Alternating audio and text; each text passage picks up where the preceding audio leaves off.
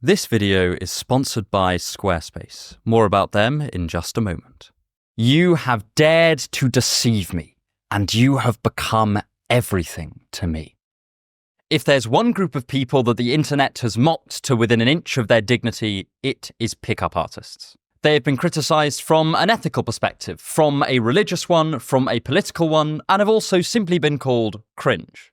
And yet, I think a lot of this misses what is potentially the fundamental flaw at the heart of the worldview of many pickup artists. It strikes me as self-defeating on an almost existential level, trading in long-term emotional fulfillment for short-term pleasure. And in this video, I hope to use the case study of pickup artists to uncover a whole lot more about love, relationships, happiness, and the self. Get ready to learn what Danish philosophy has to do with promiscuity, what eroticism and selflessness have in common, and how the approach of the pickup artist can cut them off from what they really desire. Just to wear my sources on my sleeve, a lot of my information about the pickup artist community will be from Neil Strauss's two books, The Game and The Truth, so this will form most of the material for my analysis. I'll also not be focusing on the particular techniques used by pickup artists, but instead the broader structure of their worldview. Also, bear in mind, I'm not an expert on pickup artists, so do take my opinion with a grain of salt. However, I want to begin by looking at the motivations behind pickup artistry, because I think they're a lot more relatable than people realise. But before any of that, I want to thank the very kind sponsor for this video, Squarespace. If you're looking to build a website, then you know it can be a real pain. First, you have to find a domain name and then construct the entire thing, and there's always this underlying fear that you're messing up and creating something that's not just messy, but outright unprofessional. But this is where Squarespace comes into play. They compress all of that into a single platform and use ready-made templates to take most of the complication and pain out of website building. They also have a feature called Design Intelligence, which uses AI tools to help you make design choices. This is very helpful if, like me, you're not necessarily that technologically gifted and also don't have the mind of a graphic designer. Head to squarespace.com/unsolicited advice and use the code unsolicited advice to get 10% off your first purchase of a domain name or a website. So, please do check it out. But anyway, back to the video. 1. A need to be loved. In 1967, noted Liverpudlian philosophers the Beatles famously declared that all you need is love. And while this is a rather extreme idea, a great many thinkers have agreed that love and acceptance are some pretty fundamental human needs. Sometimes this is explored through the lens of recognition theory. Arguably, this idea of philosophy came into full swing with Hegel, whose famous master-slave dialectic relies quite heavily on the human need to be recognized by an equal. This wish of mutual recognition provides much of the foundation for his particular ethical system. In fact, he even viewed it as essential to the formation of our consciousness and identity as individuals. This thought was later developed into the notion of normative recognition, meaning the recognition that someone is an agent who is deserving of certain rights and social responsibilities. The philosopher Axel Honneth argues that the need for recognition is so strong that it is at the heart of almost every social conflict. By contrast, to be deprived of recognition can cause an immense amount of psychological distress. This idea is not just the purview of philosophers. In psychology, we see very similar themes around social acceptance, with scholars like Cavallo and Holmes arguing that the feeling of being devalued, and specifically romantically devalued, can be incredibly detrimental to someone's well-being, and eventually it can even foster feelings of resentment and aggression. I bring all of this up because reading through Neil Strauss's motivations in The Game, he is surprisingly candid about what he's after. He feels like a loser, like someone no one would want, and he talks at length about how he views himself as fundamentally unlovable, and that he hopes success with women will help him with this. On one level, it's very easy to perceive this as slightly lecherous, but at the same time, I think this has as much to do with that wish to be recognized that so many philosophers talk about. And specifically, the wish to be recognized as certain things. In one interesting section of The Game, Strauss talks about the moment where he finally succeeds with a woman, so to speak. His hard-won techniques work, and he does end up seducing someone. But fascinatingly, he does not describe the act in and of itself in very much detail. Instead, he homes in on the feeling of acceptance. As we shall see later, it is not the woman herself that is relevant to him, but instead the reflection of himself that he sees in her eyes. It reminds me of Jacques Lacan's idea that what many of us desire when we look for love is not full reciprocal relationship with another person, but instead a confirmation of certain desired properties about ourselves. In other words, we use another person's judgment of us to enhance our own self-concept. Tellingly, Strauss's inner monologue at the start of the game is full of self-condemnation. He becomes a pickup artist specifically with this goal in mind: to be loved, to be desired, and to be wanted. And this is not too dissimilar from what many other people are after. They're pretty standard wishes for people going into relationships. But this mixes with his dreadful self-image to create a gaping hole that he thinks can only be filled with more and more of these romantic conquests. However, as we will see later, he is labouring under a delusion about what would truly fulfill him. So this is Strauss's first motive, a desire to be loved in order to demonstrate to himself that he is lovable. The second main motive that Strauss has is a rather touching desire for freedom. He describes his deeply held belief that intimacy and love are incredibly scarce resources that he must grab hold of and never let go. While he rather colourfully refers to this as one-night stands becoming two-year stands, the thought will probably be familiar to many of us, especially if we've gone through periods ourselves of feeling undervalued or underloved. When we feel an intense need for something and that thing also seems scarce, it can often occupy our mind to the point that we no longer really feel free. In his own video on his foray into the pickup artist community, Macabre Studios describes how he had moments where he wished he did not feel sexual attraction at all, because this mixture of desire and perceived scarcity was torturous to him. And both he and Strauss talk about how this motivation became the sole obsession of their will, to the exclusion of things like career goals or even friends. Keep an eye on this point, as it's definitely going to come up later. The German philosopher Friedrich Nietzsche identifies a lot of distress as caused by a feeling of powerlessness. This idea of powerlessness, helplessness, or weakness manifests in a number of ways throughout his works. But one dimension to it is having a desire that we can neither fulfill nor shake off. Nietzsche thinks this sort of frustration can cause deep unhappiness, a form of nihilism about life, and eventually a resentment-fueled wish to limit and control other people.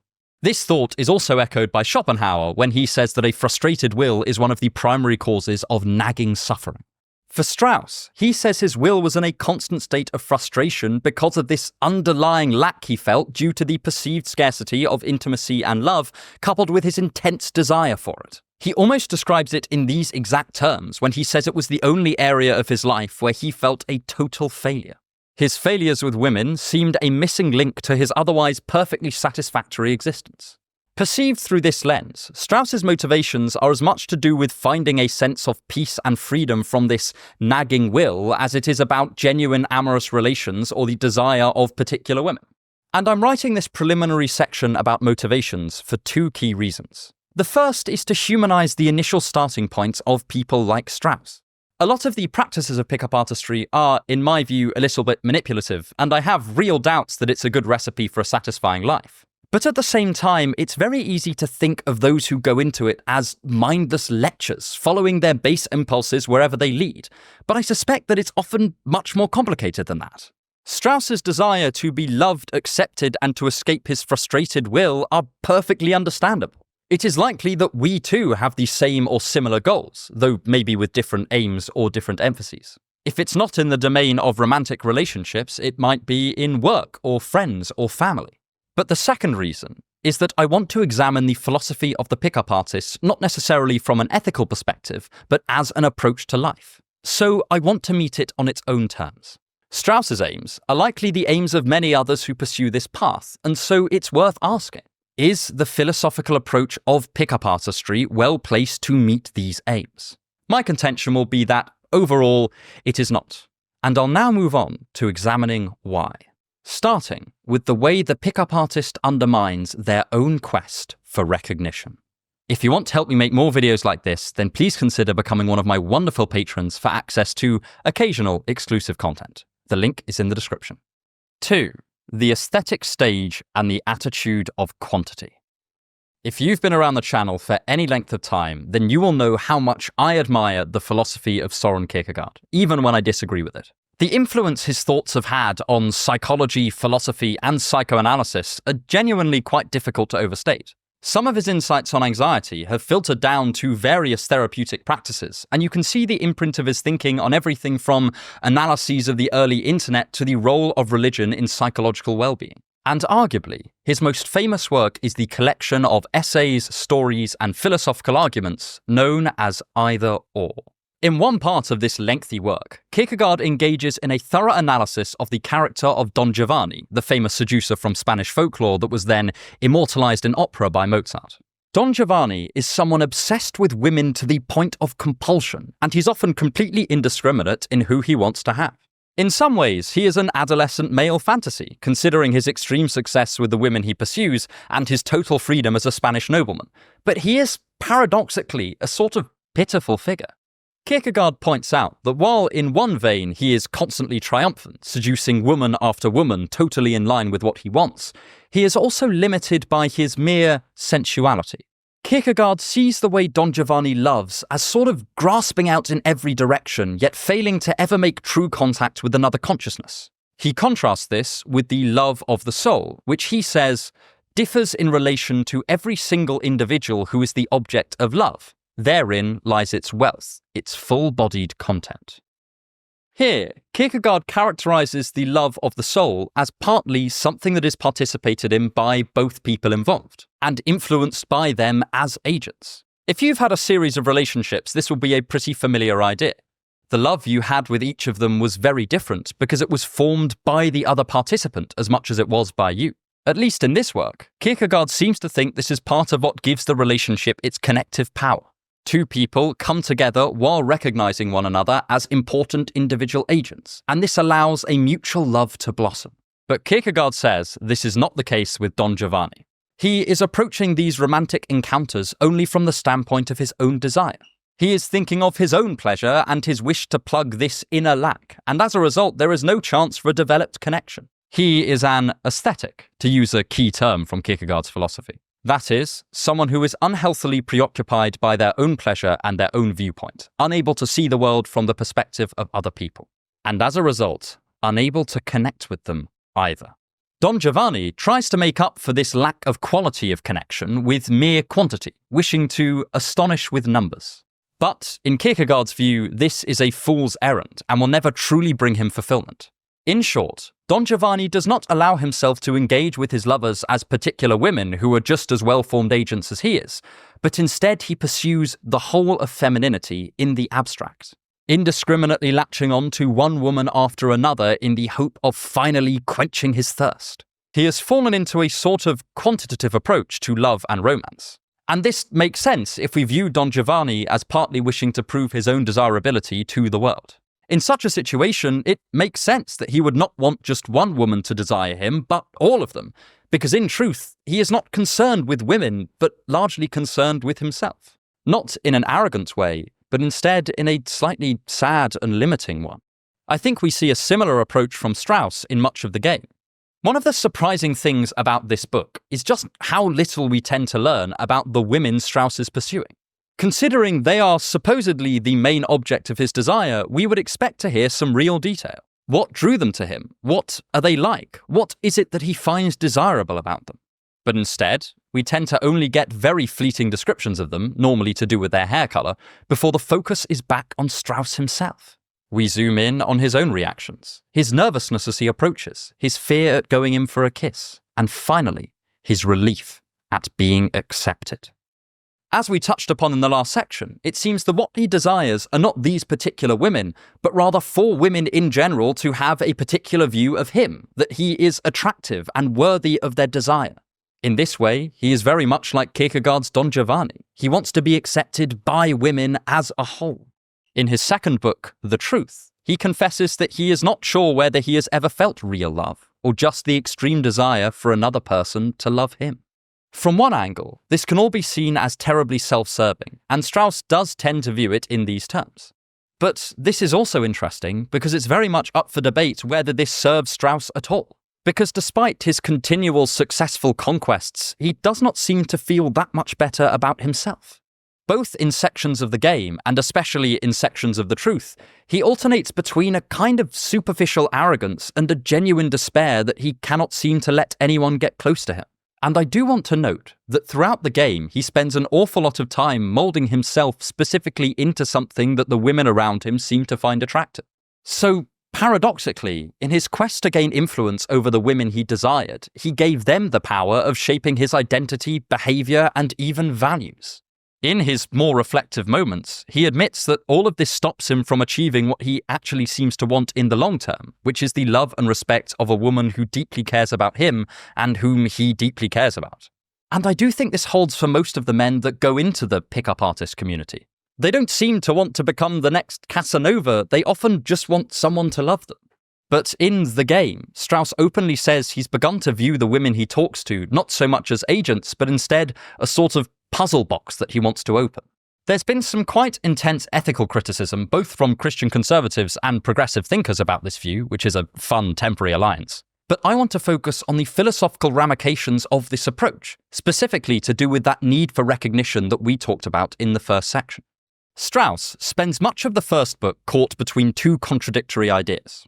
He intensely values the validation and recognition of the women he pursues, and yet he also slowly devalues their viewpoints. In one move, he both chains his self-worth to the perspective of the women he pursues, but he also makes sure that those very perspectives are worthless to him. In this way, his whole philosophy is set up to deny him any true recognition. It is a modern, dating-infused twist on the paradox of the master in Hegel's master-slave dialectic. Strauss and his self-image cannot live without these women, but they can live without him. And so he eventually finds himself disdainful of the very opinions he desires. Is it any wonder he ends up so miserable? There is a Gordian knot of cognitive dissonance right at the heart of his whole approach to relationships. And again, this isn't just me saying this is just philosophically fleshing out Strauss's own analysis of his position. A lot has been made in recent years of recognizing the agency of the other person in love. But again, this has largely been from an ethical perspective. Dynamics of coercion or control have been morally condemned. But it is worth noting that even from an egoistic perspective, it's possible that devaluing the agency of your lover is shooting yourself in the foot. Or, to put a personal spin on a theme from Stendhal, it is very difficult to value the love of someone that you perceive as a non-agential object. If what is wanted is the affectionate recognition of an equal, then this approach makes it impossible to achieve. And this is the first major philosophical critique one might have of the worldview of pickup artists. They potentially catch themselves in a bind where they devalue the very thing they desire and so cut themselves off from the recognition that so many of us understandably crave. This seems to be Strauss's experience, and if the philosophers we've looked at are right, we shouldn't be that surprised.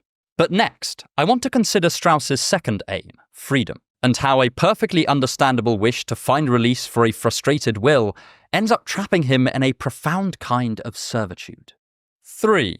Freedom, will, and desire. Here's a fun question. What does it mean to be free? At first, most people say something like having no compulsion that interferes with your choices, and this is a really good definition for a lot of everyday cases. We don't tend to think that someone who has a gun to their head is free, nor if someone is hypnotized into carrying out an action. In such cases, we tend to absolve someone of responsibility because they were coerced or controlled. But historically, there have been many philosophers who thought you could be unfree even when there was no outside force telling you to do anything. In his discourses, the Stoic philosopher Epictetus talks about how many people who seem like free agents are in fact just as controlled as slaves, because they are serving their appetites rather than making considered decisions about the world. For him, to say we are free is not to say our wills are unconstrained, but rather that they are consciously constrained in the right way by us. This thought was picked up by later Christian thinkers like St. Augustine, who conceived of the will as torn between following God, as he thought was rational to do, and giving in to our immediate desires. So, surprisingly, he saw himself as far more free when he was a celibate monastic than when he was a comfortably well-off rhetoric tutor who was anything but chaste. This idea was then built upon by Kant, who declared that we were most free when we acted in accordance with our reason and so followed our moral duty to respect others. In these views, the general picture emerges that freedom is not being ruled merely by your will, but aligning that will with something that is considered good. If you want a less moralistic version of this picture, we can again draw from Nietzsche. When he talks of self-overcoming, he often means a mastery of the will by the conscious mind. So it is partly the ability to point our desires where we like and rejoice in whatever situation we end up in. This, again, is not just freedom from coercion, it is a particular organization of the will. Though, of course, like everything in Nietzsche, this interpretation is controversial. Throughout the game, and through most of the truth, Strauss has the conception of freedom that we opened this section with. He thinks that to be in a relationship is necessarily to be unfree, because it involves a commitment to not making certain choices. It is the self-binding decision to not sleep with other people and to give yourself wholeheartedly and unreservedly to another. It involves sometimes being bound by their will, and sometimes prioritizing their feelings even above your own. All of this is some form of constraint. It involves duty and responsibility, and to Strauss, that is anathema to what he thinks he wants. This may partly lay in the fact that he had only previously made commitments out of a fear that he would be alone otherwise, hence his declaration about 2-year stands. However, in the truth, we eventually see where this leads. Strauss ends up at a sex addiction clinic, having cheated on the woman he loves because he feels unable to restrain himself. If there is anything that would be considered totally unfree by the thinkers we just looked at, it is being out of control of a desire that ends up supremely self-destructive. We see the same for many of the pickup artists and budding pickup artists in the game. Both Strauss's mentor, a man who calls himself Mystery, and a young protege of his who goes by Papa, both let their lives spiral out of control because of this compulsion to sleep with as many women as humanly possible. Mystery falls into a deep depression and destroys the one relationship he actually valued. And Papa lets his grades at university go down the drain because of his singular obsession with being this pickup artist. Strauss goes into this community specifically with the wish to pacify this desire for women that he thinks stems from the perceived scarcity of intimacy in his life. And yet, despite his new abundance, he leaves with this desire controlling him more than ever. He even says he barely wrote anymore, despite this being how he paid the bills. He barely even talked to his old friends anymore. Much of the fantasy Strauss saw in being a pickup artist was to do with power. It was to be the guy who knew how to influence others, who everyone wanted to sleep with, and as a result, who could make love to anyone that he wanted. He did not want to feel pressured into getting into relationships because he just desperately wanted a safe source of physical affection. And in many ways, he really did achieve this aim. Now his will did not feel coerced by other people or by this perceived scarcity, but instead he was just a prisoner of his own lust. He gained external power at the cost of internal weakness. And so he finds himself unable to truly enjoy any of what he set out to achieve. Someone like Nietzsche, who prided internal power above all else, would say this was a foolish trade. While Strauss prides himself on not being needy with any particular person, he is extremely needy in general. He now needs to have this desire for the attention and affection of others constantly fulfilled. He has gained the whole world, but he has lost his mind. It is only at the end of The Truth that he really realizes this. Strauss begins to recognize that constraints are only threats on his freedom if they are not freely chosen by him, and that the commitment to be with and love another person does involve foregoing some other choices, but so does almost everything else in life that's worthwhile. Strauss would have never become a successful writer if he had never sworn off other professions in the process. If he had instead spent one day pursuing writing and the next pursuing basketball and the next pursuing baking, he would have never got anywhere. To again draw from Kierkegaard, without the ingredient of serious commitment, there are an awful lot of possibilities on offer, but they are all pretty shallow. This links back to Kierkegaard's contention that Don Giovanni's love affairs are almost exactly the same with every woman he meets. His seductions, much like Strauss's, are simply the dull repetitions of pre-rehearsed routines. Both he and Strauss have endless options, but none of them seem particularly meaningful. As Strauss himself admits, they just feel empty after a while. It's a bit like being told you can watch the opening 5 minutes to any film in existence, but no further.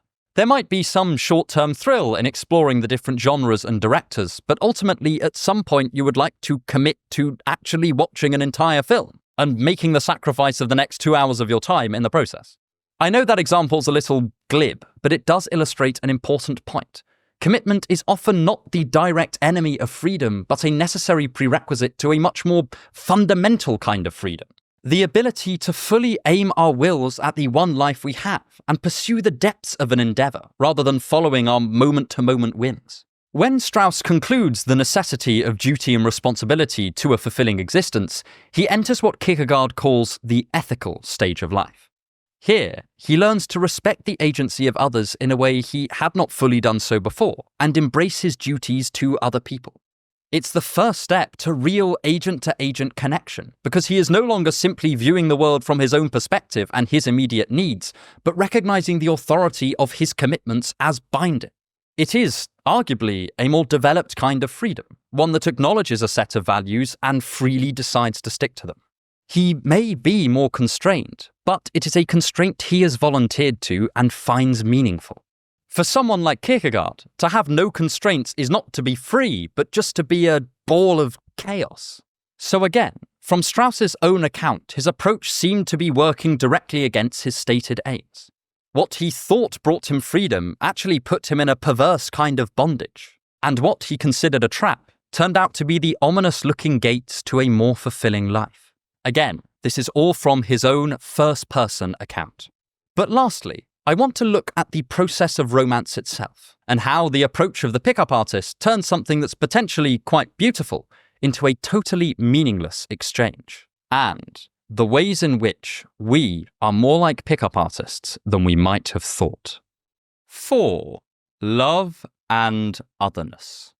One of the themes in a lot of philosophy and thinking on love is to do with fusing with the other and a lack of focus on the ego.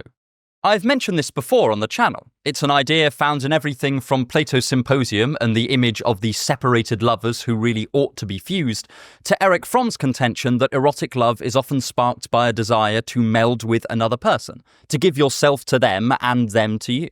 It's easy to make this sound unrealistic, but I actually think it makes quite a lot of sense, considering just how awful an exaggerated concern with yourself can be and feel. As such varied thinkers as C.S. Lewis, Byung-Chul Han, and the Buddha have observed, it kind of sucks to have yourself at the center of your world. It involves constant self-analysis, self-evaluation, self-criticism, and a sense that there is nothing beyond the self, which can feel rather nihilistic and empty. In the opinion of these thinkers, self-obsession is not always the result of our popular conception of narcissism, which is a sort of evil boogeyman that holds themselves above the rest of the world, but rather a kind of defensiveness born of fear. And as we just said, this can have real negative consequences. Being able to just forget yourself for a while has often been a very popular human pursuit for this very reason. From the quest for ego death through the consumption of certain substances to the loss of self in rituals like the Mass, many of us are often striving to leave ourselves behind for a little bit, and instead pin our focus on something outside of us. We see this in as far-ranging sources as people's desire to strive for something greater and Nietzsche's conception of the Dionysian, where music and intoxication are said to lead to a dissolution of the self. Amongst other things, I'm simplifying the concept here. And it's worth bearing in mind that love and relationships do seem to be a large part of how we achieve an aspect of this ego-forgetting in our everyday existences. Again, to draw from Erich Fromm, the act of mutual caring is, in effect, de-emphasizing us and allowing someone else to occupy a large part of our minds. It blurs the barriers between us and them. This is not limited to romantic love. As I constantly bang on about, Aristotle emphasized quite a similar thing in friendships, which he defined as wishing the good of the other for their own sake, and so specifically excluded self-concern from the equation. While he thought friendships could improve the self, the way he sets them up also means they can deprioritize the self. If we deprive ourselves of relationships like these, I think we're missing out on a big part of what love can bring. And I do fear that the general approach the pickup artists in Strauss's book take make it less likely that they will achieve this. I want to emphasize here that I'm not talking about those who just use pickup artistry in very minor ways to gain some confidence. There are a few characters in Strauss's book who do just this and seem to find perfectly satisfying reciprocal relationships. But it is where the philosophy of pickup artistry is imbibed wholesale that the issues seem to emerge. As we noted in the second section, Strauss's mind during his encounters with women in the game are often focused on him rather than them. When he does talk about their behaviors, thoughts, and reactions, they're all viewed through the lens of, what does this say about my pickup artistry? But this certainly gives the impression that even when engaged in the conjugal act or the lead up to it, Strauss struggles to escape the box of his own self-concern. As Strauss himself sometimes observes, this is not so much selfishness in the traditional sense of the word, but rather an underlying fear about personal inadequacy. However, at the same time, it robs each conversation, date, and bedroom foray of any meaningful connection. It's almost like the women may as well not be there at all. From one perspective, this distance makes a lot of sense, because Strauss wants to succeed and openly says he fears rejection and failure. The distance helps him remain analytic and thus improve his game. But, as he finds out in The Truth, this whole approach is partly born of an aversion to risk. His purposeful avoidance of connection is not some inner evil, but rather a short-term act of self-protection, one that nonetheless ends up leading to long-term dissatisfaction. If you're partial to game theory, you might compare this to the difference between one-off exchanges and continual exchanges. If you use a strategy that aims to get the most out of someone the first and only time you see them in a situation where you're aiming at a successful long-term relationship, then things probably won't go that well. Trust requires vulnerability because both parties need to know that there is skin in the game, that people have something to lose. As Byung-Chul would say, it allows us to relax safe in the knowledge that the other person is not going to hurt us. Strauss's approach is no longer fit for the aim he wants to achieve. To borrow an example from the advertising executive Rory Sutherland, it's a bit like setting up shop in a small village and then ripping off most of the people there. You likely won't be in business for very long. Of course, the trouble is that long-term connection is terribly risky. I think people underplay this, but to have a deep emotional bond with someone only for that to be ripped away is truly devastating. And it can seem more attractive in the short term to eschew this connection at all. The whole language of pickup artistry, with its marketplace metaphors, routines, and strategies, turns eroticism into a comfortable kind of consumable. It makes it something to be chewed up, swallowed, and then forgotten about. It is, to again use Hahn's style of analysis, a sort of economization of love, where any value is specifically not placed in the emotional or vulnerable aspects of the encounter.